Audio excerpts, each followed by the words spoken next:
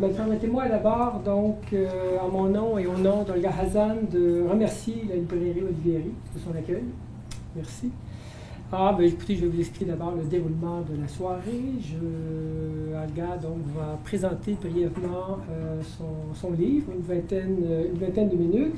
Par la suite, donc, je vais lui poser quelques questions parce que moi, j'ai eu le privilège, n'est-ce pas, déjà de lire le bouquin. Donc, on va avoir un bref échange. Et puis, si vous désirez par la suite donc, échanger, donc, ça sera bienvenu. Et enfin, il y aura, comme vous avez pu le constater, un vin. Voilà. Donc, avant de se faire, je vais me permettre de dire quelques mots à propos d'Olga et puis de son livre.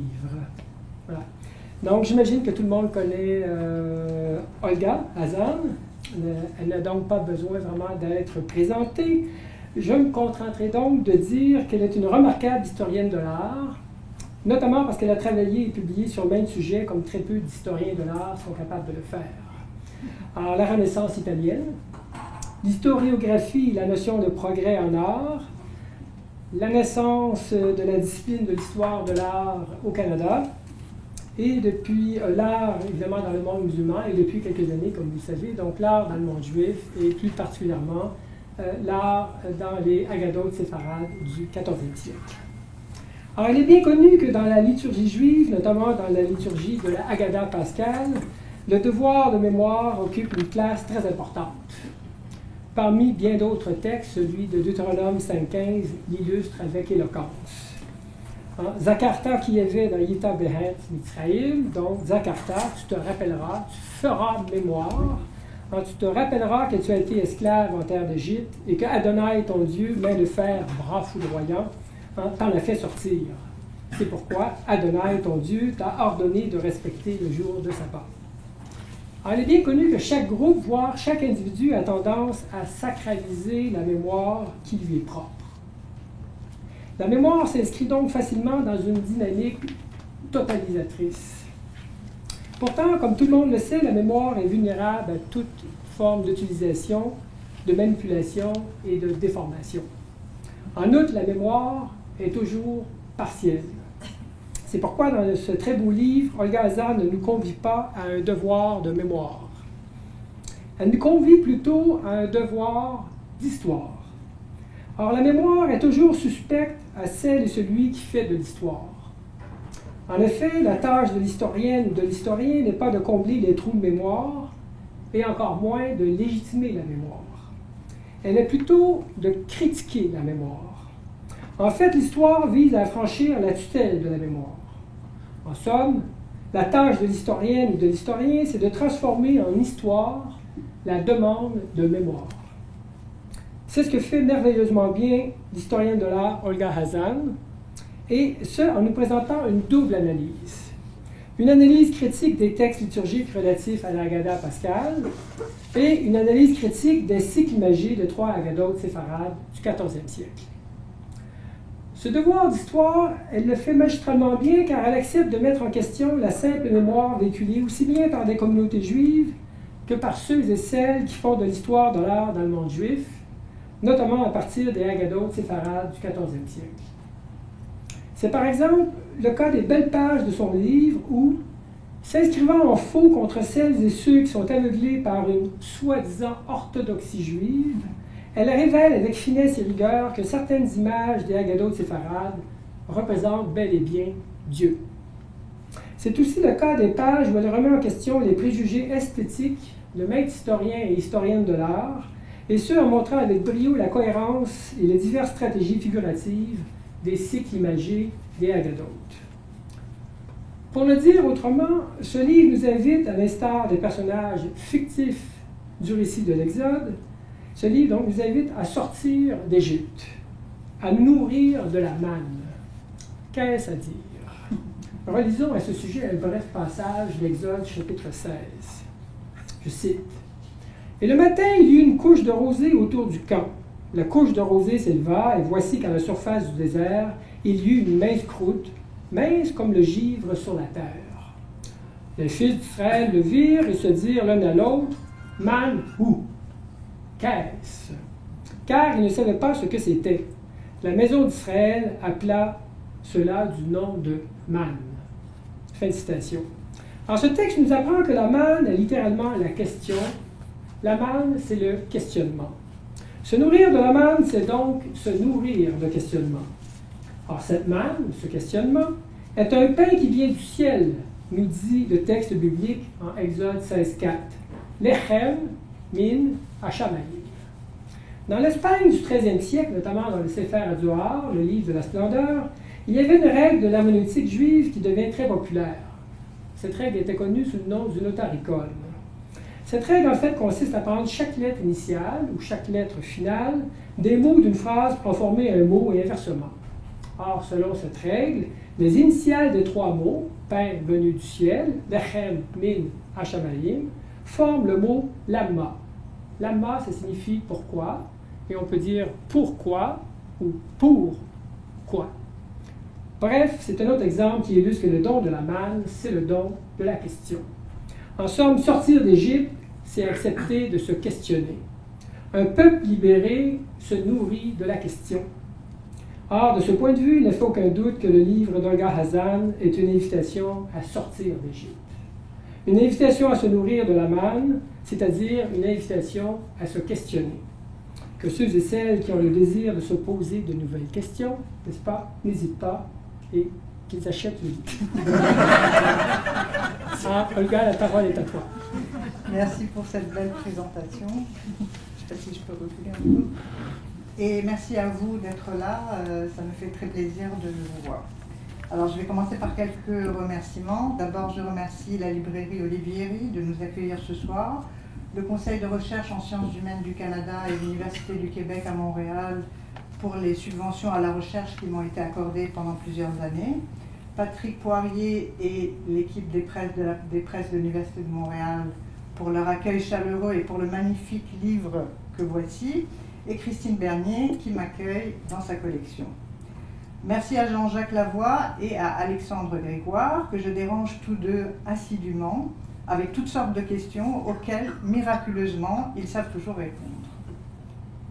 Enfin, je n'oublie pas ma dette vis-à-vis d'Alain Laframboise, qui fut jadis mon directeur de thèse et qui, en ce jour, manque à plusieurs d'entre nous, ici présents. En fait, c'est la première fois depuis 18 ans qu'il n'assiste pas à l'un de mes lancements. Il aurait été assis quelque part là-bas. Alors, ce livre, intitulé « Stratégie figurative dans l'art juif », offre une analyse des cycles imagés de 3 livres de prières de la Pâque juive. La Haggadah de Sarajevo, la Haggadah d'Or et la Haggadah Or 2884, produites toutes les 3 dans la péninsule ibérique, en Aragon pour la première et en Catalogne pour les 2 autres. Alors, je vous montre ces cycles imagés tels que reconstitués sur 2 dépliants, suivant une solution inédite et optimale, puisqu'elle permet de les consulter en même temps que le texte et permet en outre d'éviter d'inverser leur sens original de lecture, comme le font certains auteurs, qui témoignent ainsi de l'importance minimale qu'ils accordent à la cohérence de ces cycles imagés. Un petit mot sur la structure des Haggadot séfarades du XIVe siècle, qui diffèrent de celles des Haggadot ashkénazes. Les Haggadot séfarades s'ouvrent sur un cycle imagé en pleine page, où sont représentés des épisodes bibliques, suivis de quelques scènes rituelles. Le reste des illustrations, prescriptives ou symboliques, accompagnent le texte de la Haggadah que les célébrants suivent en prononçant la prière et en suivant le rituel. Comme vous le savez, quand on parle de l'art juif, on évoque souvent sa dimension aniconique, c'est-à-dire sa propension à éviter la figuration humaine et surtout divine par rapport à l'art chrétien. Pour ma part, je me suis attachée, au contraire, à exposer les stratégies figuratives à l'œuvre dans ces Haggadot.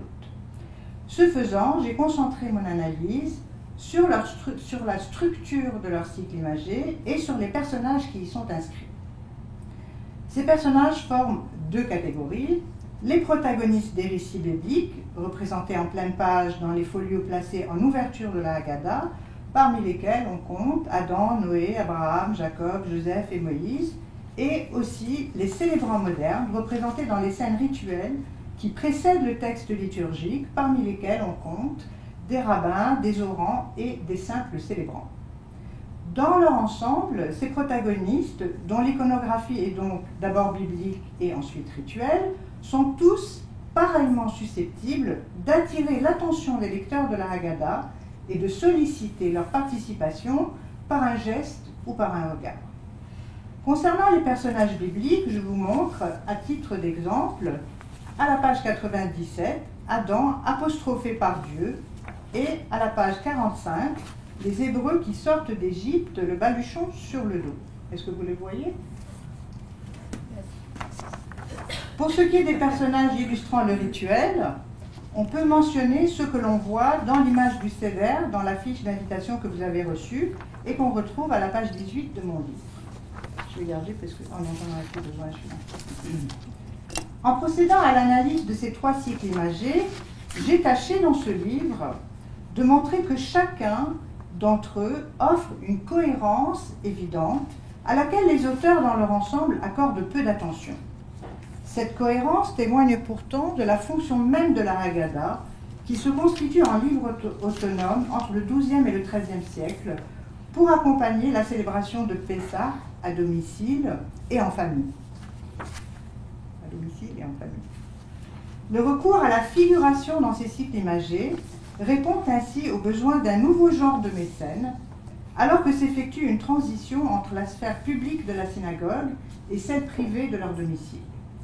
En tant que commanditaire et destinataire de ces Haggadot, je vais continuer à montrer ça, ce sont ces célébrants modernes qui en justifient l'existence, puisque c'est à eux que s'adressent les principaux personnages représentés, pour les inviter à effectuer une traversée du passé du récit biblique au présent de la célébration. Cette traversée dans l'espace et le temps leur permet ainsi de rendre hommage à Dieu pour le remercier de les avoir, tous et chacun, sauvés de l'esclavage en Égypte. Ça va être mon petit refrain.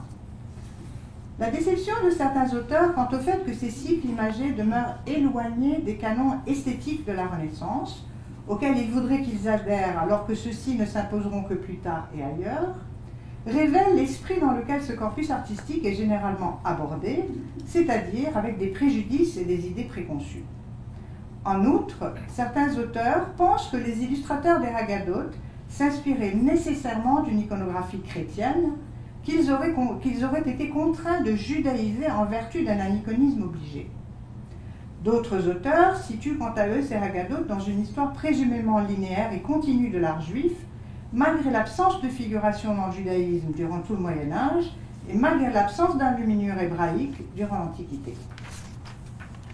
Plutôt que de tenter de reconstituer une histoire de l'art juif à partir de données lacunaires, vu le nombre restreint de Haggadot séfarades qui subsistent de nos jours, et vu le fait qu'elles ne sont pas documentées, j'ai préféré, pour ma part, me consacrer à l'étude de leurs images.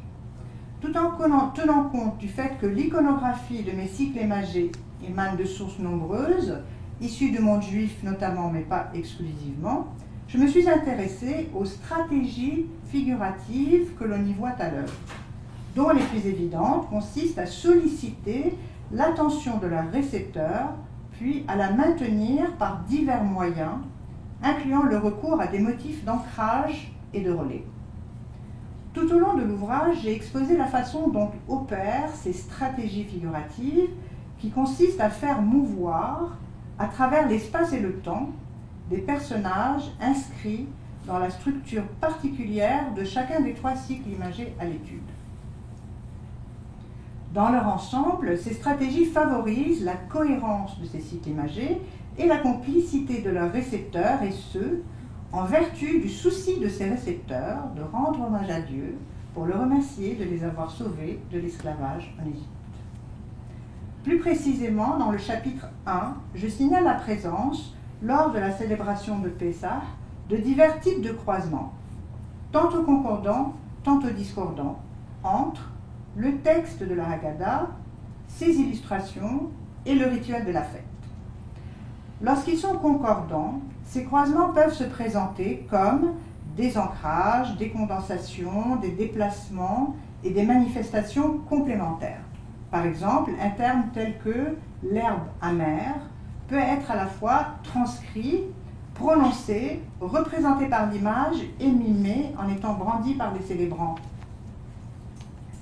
Lorsqu'ils sont discordants, ces croisements accusent des disparités, telles l'évocation rarissime du nom de Moïse dans le texte de la Haggadah, alors que le personnage de Moïse occupe une place de choix dans les images.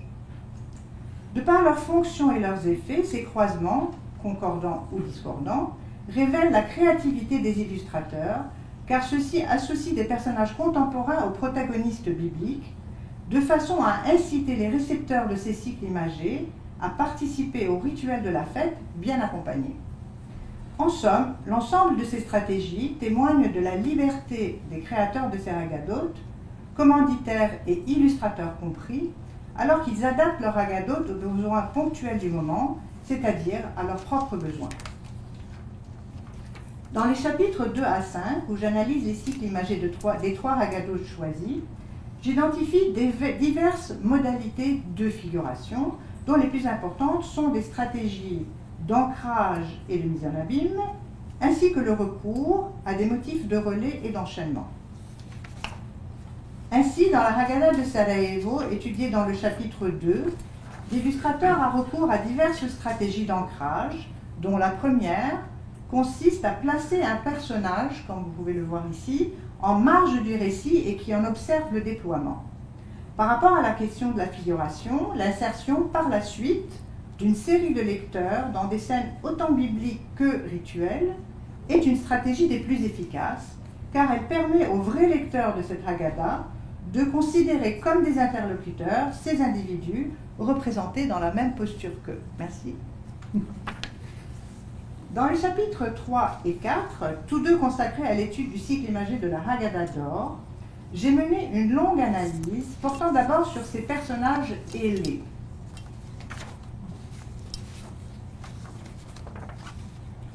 Puis sur sa facture théâtrale.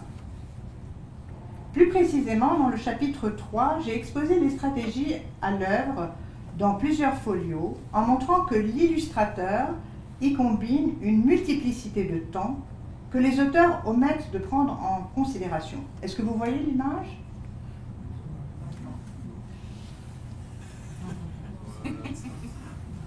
Je prends l'exemple du folio 2V que vous voyez ici et que vous trouverez à la page 97, figure 21.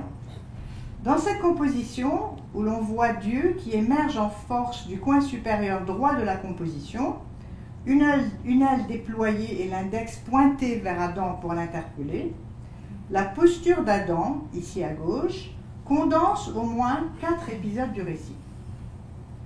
En effet, chaque partie de son corps, de la tête aux pieds, réagit à un moment distinct de la narration. 1. Il regarde vers Dieu qui l'interpelle, conformément à Genèse 3, 8 à 9. 2.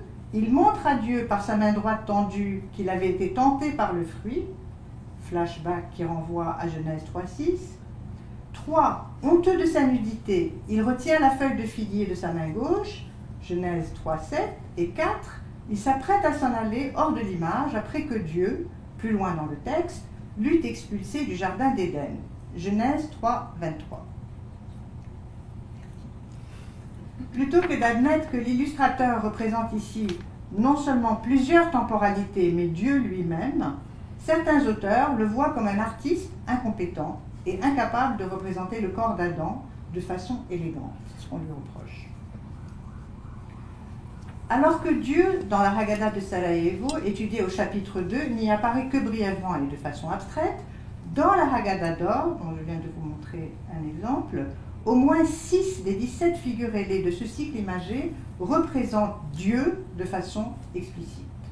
Sa présence, très évidente dans ce cycle imagé, est pourtant occultée par les auteurs qui préfèrent penser qu'il s'agit là d'un ange. Compte tenu de ces faits, l'étude menée au chapitre 3, lequel vise essentiellement à exposer la présence de Dieu dans la Haggadah d'or, consiste à examiner chacune des 17 figures ailées qui y sont représentées, tout en les confrontant au texte source et en tenant compte de la multiplicité des temps représentés, comme je viens de le faire. Je formule des méchantes questions à me poser. Dans le chapitre 4, j'ai relevé 3 aspects qui confèrent sa dimension scénographique au cycle imagé de la Haggadah d'or. Soit 1, la prise en compte d'un déploiement du temps, même dans les compositions où les personnages n'apparaissent qu'une seule fois, comme dans le cas que nous venons de voir. Une mobilité et une dynamique que le découpage de la narration permet d'exploiter de diverses manières. Et 3, la représentation de personnages au caractère bien marqué, comme Dieu ici qui pointe sévèrement vers Adam. Ce faisant, j'ai tenté de montrer que dans cette Haggadah, le choix des épisodes, le découpage inclusif des citations bibliques représentées et la distribution des rôles renforcent la facture dramatique de son cycle imagé.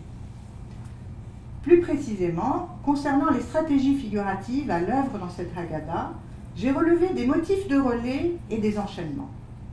Tandis que les motifs de relais invitent à associer des éléments similaires disposés à des endroits différents du cycle imagé, les enchaînements mettent en lien des éléments dont la proximité permet de les relier entre eux, quitte à traverser les frontières d'une composition ou d'un folio.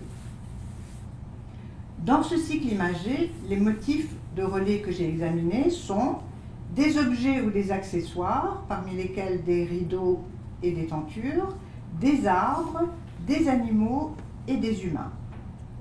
Quant aux enchaînements observés, ce sont des dépassements ou des empiètements de l'espace de représentation, des gestes de monstration qui incitent le récepteur à suivre les personnages qui les effectuent, la façon dont les personnages sont orientés dans le sens de la lecture, dans le sens inverse ou vers le récepteur, et enfin le rythme auquel le récepteur est invité à les accompagner dans leur déplacement, de manière fluide ou ralentie, celui-ci pouvant aussi être incité au contraire à marquer un temps de pause. Le chapitre 4 se termine par un retour à la question de la figuration de Dieu, abordée dans le chapitre 3, en vue d'exposer la résistance des auteurs à l'idée que Dieu puisse être figuré dans l'art juif. Cette résistance est si forte que la présence de Dieu, pourtant imposant dans le cycle imagé de la Haggadah d'or, demeure impensable et invisible à leurs yeux. Enfin, dans le chapitre 5, consacré à l'étude de la Haggadah or 2884, j'ai mis en évidence la cohérence, thématique autant que visuelle, de son cycle imagé, alors que les rares auteurs qui s'y sont intéressés considèrent son illustrateur comme un incompétent qui aurait œuvré dans un milieu contraignant. De cette cohérence témoignent pourtant 5 éléments. La façon dont son illustrateur y établit, à partir du folio d'ouverture, un lien entre Adam, le récepteur, la fête de Pessah et Dieu, créateur autant que salvateur.